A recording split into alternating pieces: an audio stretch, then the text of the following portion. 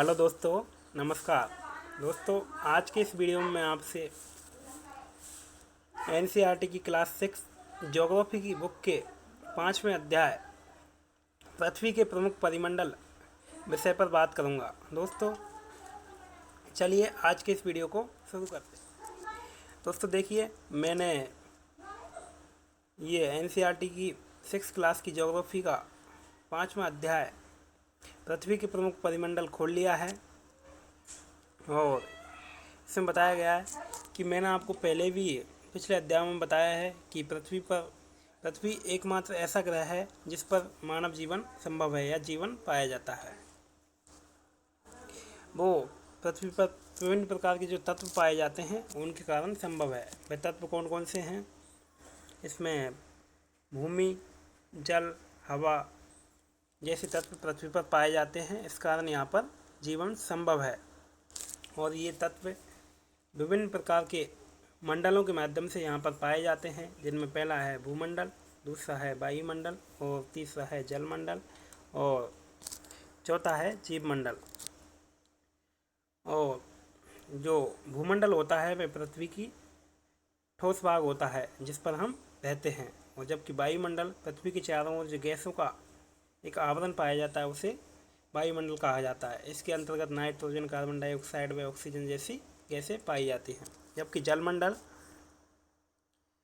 पृथ्वी के बहुत बड़े भाग पर जल के विभिन्न रूपों के माध्यम से व अवस्थाओं के माध्यम से पाया जाता है, जैसे कि बर्फ, जल एवं जलवाष्प इसके अंतर्गत सम्मिलित हैं। और इसके बाद एक जो मंडल है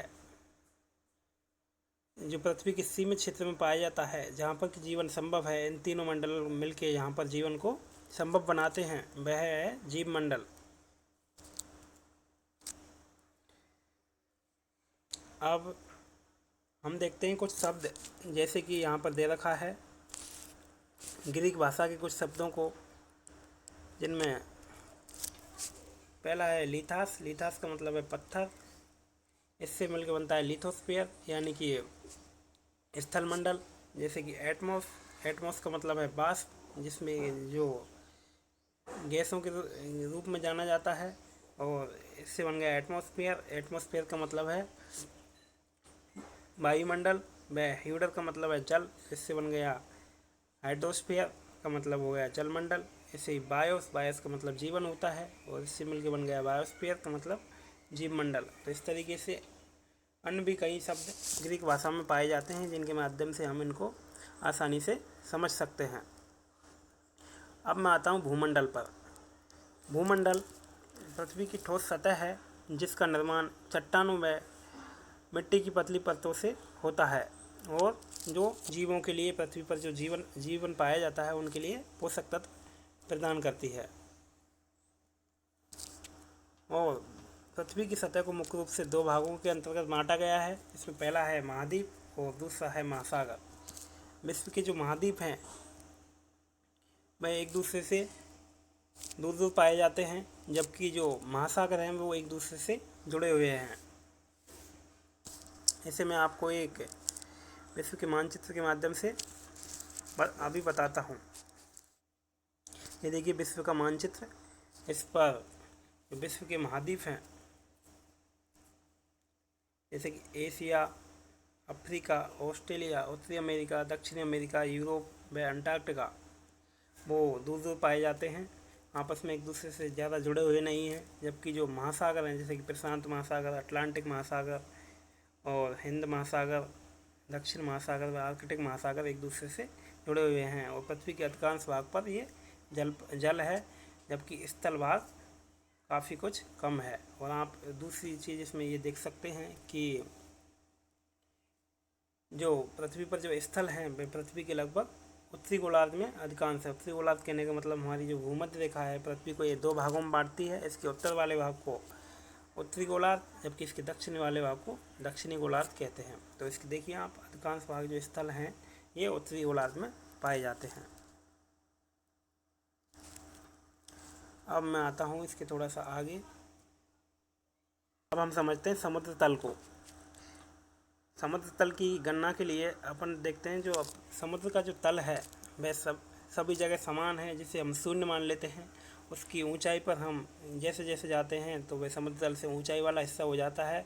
उसके नीचे हम जैसे जैसे जाते हैं वह गहराई वाला हिस्सा होता चला जाता है उसकी। इसको हमें एक उदाहरण से अभी समझते हैं, जैसे कि इसमें दे रखा है, विश्व का सबसे ऊंचा शिखर माउंट एवरेस्ट समुद्र तल से कितनी ऊंचाई पर है? 8,848 मीटर की ऊंचाई पर स्थित है। जबकि विश्व का सबसे गहरा जो मैरियाना गर्त है, जो कि प्रशांत महासागर में पाया जाता है, वो कितनी गहराई पर है? 11,022 मीटर की गहराई पर है। अब हम आते हैं, कुछ ये तथ्य दे रखे हैं यहाँ पर, तो इनको समझते हैं। जैसे कि न्यूजीलैंड के एडमंड हिलेरी तथा भारत के तेनसिंग नॉर्गे 29 मई 1953 को पृथ्वी के सबसे ऊंचे शिखर माउंट एवरेस्ट पर चढ़ने वाले पहले व्यक्ति थे। एडमंड हिलेरी व तेनसिंग नॉर्गे।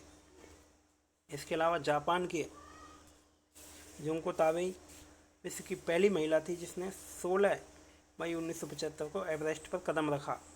जबकि भारत की बछेंद्री पाल पहली महिला थी जिसने 23 मई 1984 को एवरेस्ट पर अपना कदम रखा था। उसके बाद अब हम आते हैं महाद्वीपों पर।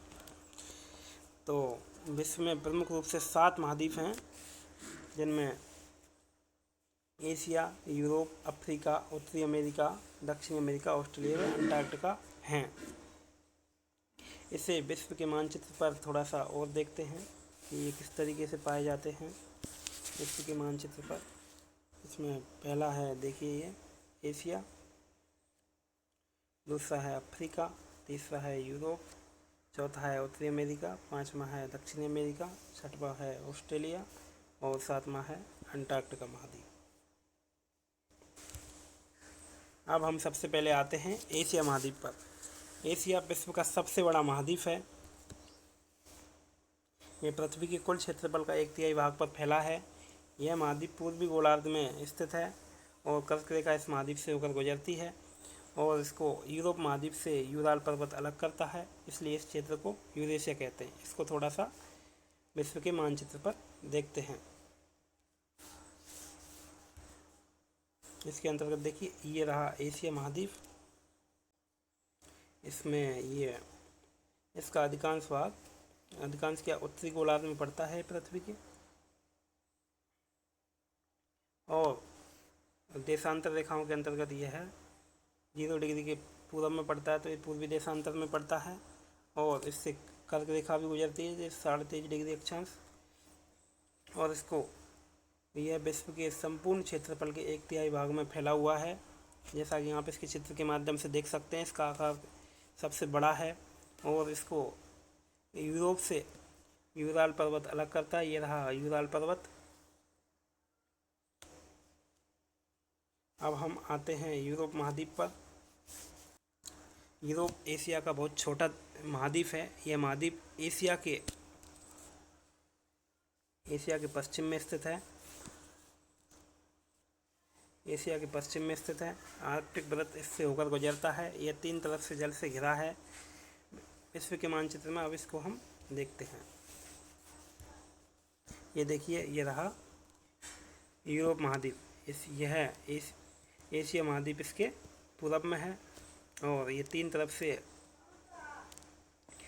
महासागरों से या सागरों से घिरा हुआ है। इसके उत्तर में ये रहा आर्कटिक महासागर, इसके दक्षिण में भूमध्य सागर, इसके पूर्व में अटलांटिक महासागर पड़ जाता है। अब हम आते हैं अफ्रीका महाद्वीप। एशिया के बाद विश्व का दूसरा सबसे बड़ा महाद्वीप है। विषुवत रेखा इसके मध्य से होकर गुजरती है और ये विश्व का एकमात्र ऐसा महाद्वीप है जिससे विश्व की तीनों महत्वपूर्ण रेखाएं, जैसे कि भूमध्य रेखा, कर्क रेखा व मकर रेखा गुजरती है। वह इसी के अंतर्गत विश्व का सबसे बड़ा गर्म रेगिस्तान सहारा है और इसके चारों तरफ समुद्रों में महासागरों से ये घिरा हुआ है और इससे विश्व की सबसे लंबी नदी नील नदी होकर गुजरती है। इसको थोड़ा हम अब विश्व के मानचित्र पर समझते हैं। दोस्तों, ये मैंने अफ्रीका महाद्वीप खोल लिया है। अब इसको हम समझते हैं। देखिए, यह चारों तरफ से सागरों में महासागरों से घिरा हुआ है और इससे तीनों रेखाएं देखिए, ये भूमध्य रेखा इससे गुजर रही है, ये कर्क रेखा और ये मकर रेखा इससे गुजर रही है। और इससे विश्व का सबसे बड़ा गर्म मरुस्थल सारा मरुस्थल भी इसमें स्थित है और विश्व की सबसे लंबी नदी नील नदी भी इसके अंतर्गत ये गुजर रही है, आप देख सकते हैं। इसके बाद हम आते हैं दूसरे महाद्वीप पर, उत्तरी अमेरिका महाद्वीप पर। दोस्तों, विश्व का तीसरा सबसे बड़ा महाद्वीप है ये उत्तरी अमेरिका महाद्वीप।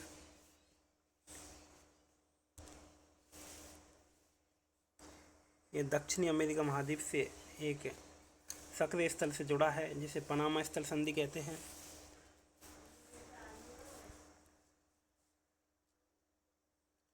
और यह महाद्वीप पूरी तरीके से उत्तरी व पश्चिमी गोलार्ध में स्थित है। यह महाद्वीप 3 महासागरों से घिरा हुआ है। इसको थोड़ा सा हम विश्व के मानचित्र पर समझते हैं। देखिए, मैंने खोल लिया है उत्तरी अमेरिका महाद्वीप और आप देख सकते हैं इसमें कि ये देशांतर रेखा के पश्चिम में पड़ता है, तो ये पश्चिमी गोलार्ध में हो गया और ये इसका अधिकांश भाग उत्तरी गोलार्ध में पड़ रहा है, यानी कि पूरा ही भाग उत्तरी गोलार्ध में पड़ रहा है। भूमध्य रेखा के उत्तर में है तो उत्तरी गोलार्ध में पड़ गया ये। और यह है दक्षिण अमेरिका से एक सक्रिय स्थल संधि के माध्यम से जुड़ा हुआ है जिससे कि हम पनामा स्थल संधि कहते हैं। अब हम आते हैं दक्षिणी अमेरिका महाद्वीप पर। दक्षिणी अमेरिका महाद्वीप जिसका अधिकांश भाग दक्षिणी गोलार्ध में स्थित है और इसके पूरब व पश्चिम में 2 महासागर हैं। जैसे कि इसके पूरब में है अटलांटिक महासागर, जबकि पश्चिम में प्रशांत महासागर स्थित है। और इससे होकर विश्व की सबसे लंबी पर्वत श्रृंखला एंडीज गुजरती है और इससे विश्व की सबसे बड़ी नदी अमेजन भी इससे होकर गुजरती है। अब इसको हम थोड़ा सा विश्व के मानचित्र पर देखते हैं। ये देखिए, मैंने ये दक्षिण अमेरिका महाद्वीप खोल लिया है और आप देख सकते हैं कि इसका जो अधिकांश भाग है वह है दक्षिणी गोलार्ध में पड़ता है। हालांकि थोड़ा सा भाग इसका उत्तरी गोलार्ध में भी पड़ता है। और इसमें अंतर्गत जैसे देखो, ये एंडीज पर्वत जो कि उत्तर से दक्षिण दिशा में फैला हुआ है, यह विश्व का सबसे लंबी पर्वत श्रृंखला इसमें स्थित है। इसके साथ ही यह अमेजन नदी, विश्व की सबसे बड़ी नदी इससे होकर गुजरती है, यह अमेजन नदी। और इसके पूरब में ये अटलांटिक महासागर है, व पश्चिम में ये प्रशांत महासागर स्थित है। अब मैं आता हूँ ऑस्ट्रेलिया महाद्वीप पर। ऑस्ट्रेलिया महाद्वीप विश्व का सबसे छोटा महाद्वीप है और यह दक्षिणी गोलार्ध में स्थित है। इसके चारों तरफ महासागर में समुद्र स्थित है, इसलिए इसे द्वीपीय महाद्वीप भी कहा जाता है। अब इसे हम विश्व के मानचित्र पर देखते हैं। ये रहा अपन का ऑस्ट्रेलिया महाद्वीप। इसमें देखिए, जैसे यह दक्षिणी गोलार्ध में स्थित है, यानी कि भूमध्य रेखा के दक्षिण में है और इससे होकर मकर रेखा गुजरती है और इसके चारों तरफ सागर व महासागर हैं, इसलिए इसे द्वीपीय महाद्वीप भी कहते हैं। अब मैं आता हूँ अंटार्कटिका महाद्वीप पर, जो कि यह दक्षिणी गोलार्ध में स्थित है। दक्षिणी गोलार्ध में स्थित है यह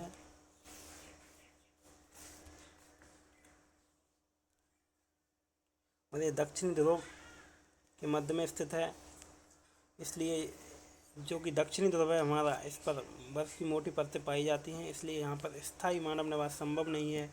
इसलिए यहाँ पर विभिन्न देशों के जो शोध केंद्र हैं वह स्थापित किए गए हैं। जैसे भारत का मैत्री व दक्षिण गंगोत्री यहाँ पर पाए जाते हैं। अब इसको हम विश्व के मानचित्र पर एक बार चिन्हित करते हैं।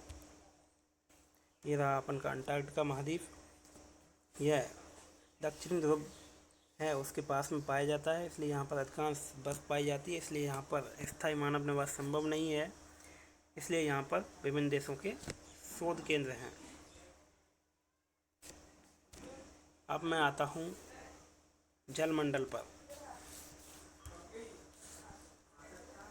जलमंडल के अंतर्गत आप देख सकते हैं कि हमारी पृथ्वी है, हमारी जो पृथ्वी है उसको नीला ग्रह कहा जाता है, क्योंकि मानचित्र पर जल के रंग को नीले रंग के माध्यम से दिखाया गया है और इसके अधिकांश भाग पर यानी कि 71% भाग पर जल पाया जाता है और 29% भाग पर स्थल है। इसलिए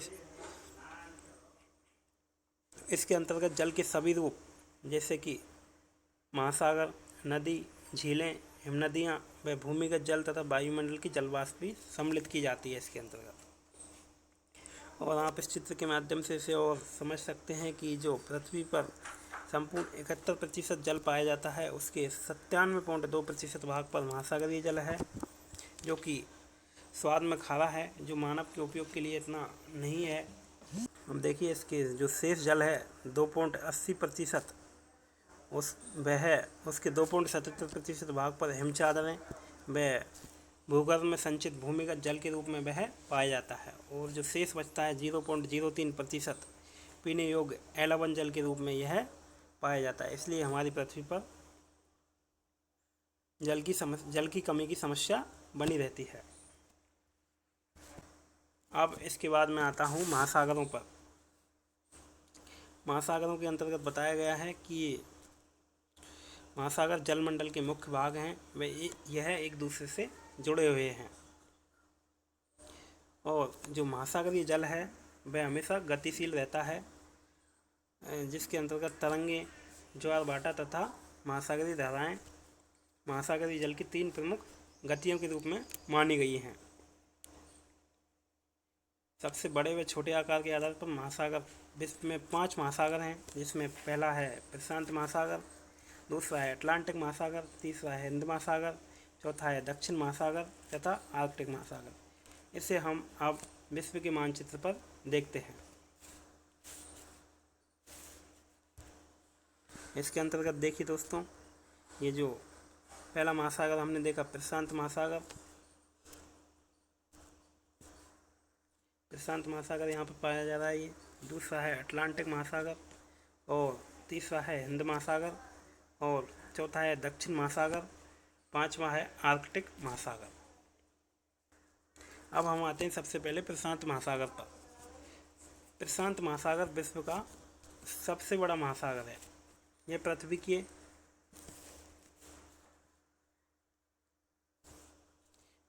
के एक तिहाई भाग पर फैला है और इसके अंतर्गत विश्व का जो सबसे गहरा गर्त है मैरियाना गर्त वह पाया जाता है, मैरियाना गर्त, और इसका आकार लगभग वृत्ताकार है और इसके चारों ओर एशिया, ऑस्ट्रेलिया, उत्तरी व दक्षिणी अमेरिका महाद्वीप पाए जाते हैं। अब इसको हम विश्व के मानचित्र पर एक बार और देख लेते हैं।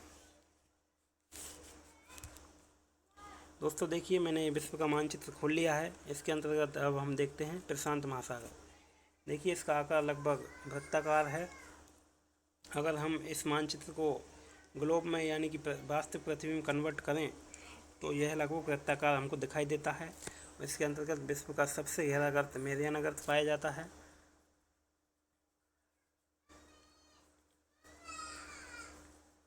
और इसके देखिए चारों तरफ ऑस्ट्रेलिया, एशिया, उत्तरी व दक्षिणी अमेरिका महाद्वीप पाए जाते हैं।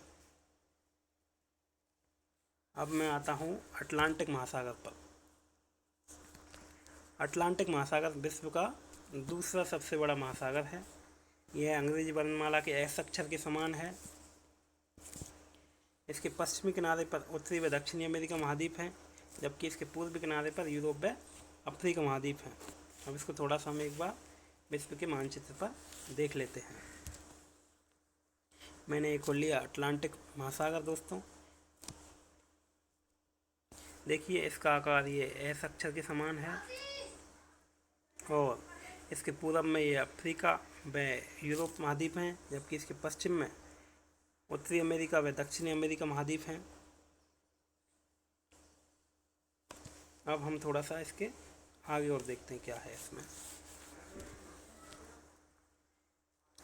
अब इसमें बताया गया है कि इसकी जो तटरेखा है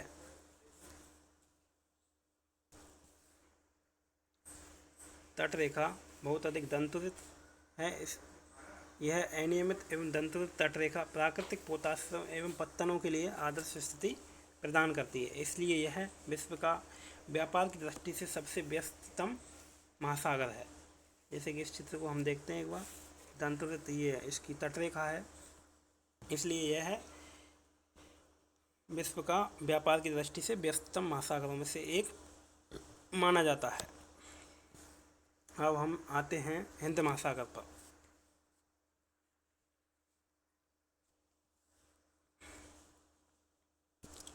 हिंद महासागर ऐसा महासागर है जिसका नाम किसी देश के नाम पर पड़ा है, भारत के नाम पर।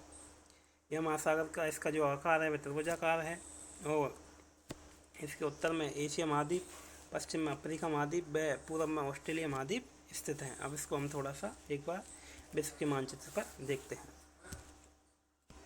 ये मैंने खोल लिया विश्व का मानचित्र, इसमें हम देखते हैं अब हिंद महासागर। इसकी आकृतियाँ आप देखेंगे तो ये त्रिभुजाकार आकृति बन गई और इसका नाम ये भारत के नाम पर पड़ा है, हिंद महासागर। और इसके उत्तर में ये एशिया महाद्वीप है, जबकि इसके पश्चिम में ये अफ्रीका महाद्वीप है और इसके पूर्व में ऑस्ट्रेलिया महाद्वीप है। अब मैं आता हूँ दक्षिणी महासागर पर। दक्षिणी महासागर ये अंटार्कटिका महाद्वीप के चारों अंटार्कटिका जो महाद्वीप है अपन का, उसको चारों ओर से घेरता है और ये इसका विस्तार अंटार्कटिका महाद्वीप से लेकर 60 डिग्री दक्षिणी अक्षांश तक फैला हुआ है ये। और इसको हम थोड़ा सा विश्व के मानचित्र पर देखते हैं। इसके अंतर्गत देखिए ये जो अपन का दक्षिणी महासागर है, ये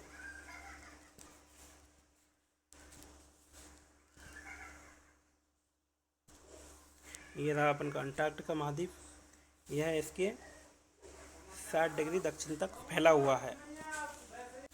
अब मैं आता हूँ आर्कटिक महासागर पर। आर्कटिक महासागर उत्तरी ध्रुव वृत्त में स्थित है। यह उत्तरी ध्रुव के चारों ओर फैला हुआ है और प्रशांत महासागर से एक छिछले जल वाले एक सक्रिय भाग से जुड़ा हुआ है, जिसे हम बेरिंग जल संधि के नाम से जानते हैं। और यह उत्तरी अमेरिका के उत्तरी तटों तथा यूरेशिया से घिरा हुआ है। अब इसको हम थोड़ा सा एक बार विश्व के मानचित्र पर देखते हैं। इसको देखिए अब दक्षिण आर्कटिक महासागर को।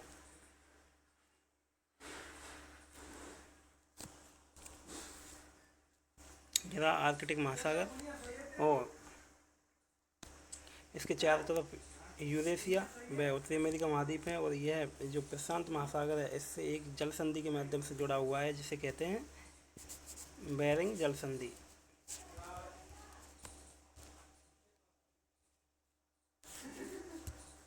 अब दोस्तों मैं आता हूँ वायुमंडल पर। वायुमंडल हमारी पृथ्वी के चारों ओर जो गैसों की एक परत पाई जाती है उसे क्या कहते हैं? वायुमंडल।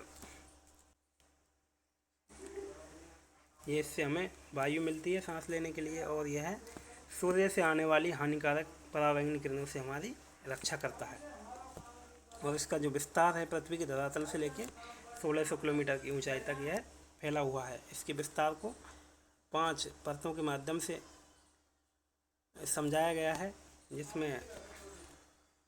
जिसे आप इस चित्र के माध्यम से देख सकते हैं। इसमें पहला है क्षोभ मंडल, दूसरा है समताप मंडल। जैसे जैसे हम पृथ्वी धरातल से ऊंचाई की तरफ जाते हैं तो ये परतें मिलती हैं। इसमें तीसरा है मध्य मंडल, चौथा है आयन मंडल, पांचवा है बहिर्मंडल। अब इसके बाद हम देखते हैं कि जो हमारा वायुमंडल है इसमें प्रमुख रूप से कौन कौन सी गैसें पाई जाती हैं। उसके 99% भाग पर नाइट्रोजन, 78% भाग पर प्लस 21% भाग पर ऑक्सीजन पाई जाती है और शेष जो 1% भाग है उस पर CO2 व आर्गन जैसी अन्य गैसें पाई जाती हैं। जो नाइट्रोजन है उसका काम है प्राणियों की वृद्धि के लिए आवश्यक है यह, और जो ऑक्सीजन है वह हमको सांस लेने में मदद करती है। और जो कार्बन डाइऑक्साइड है वह पृथ्वी के द्वारा छोड़ी गई ऊष्मा को अवशोषित करती है, जिससे कि पृथ्वी के तापमान है वह संतुलित बना रहता है। इसके अलावा जो अपन का वायुमंडल है ये पृथ्वी के धरातल पर अलग अलग स्थानों पर अलग अलग दबाव डालता है। यह समुद्र तल पर सबसे ज़्यादा दबाव डालता है और जैसे जैसे हम ऊंचाई पर जाते हैं इसका दबाव कम होता चला जाता है। जैसे आपने देखा होगा कि विभिन्न पर्वतारोही जब पर्वतों पर चढ़ते हैं तो वह अपने साथ ऑक्सीजन के सिलेंडर ले जाते हैं ताकि उनको सांस लेने में वहाँ पर किसी प्रकार की समस्या का सामना नहीं करना पड़े।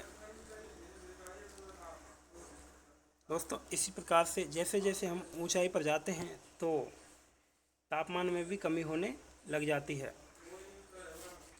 जैसे कि आपने देखा होगा ऊंचे पर्वतों पर बर्फ़ पाई जाती है, वह इसी कारण पाई जाती है क्योंकि वहाँ पर तापमान बहुत कम होता है, 0 डिग्री या माइनस में भी कई बार चला जाता है या होता ही है। उसके बाद मैं बात करता हूँ जीवमंडल की। जीवमंडल एक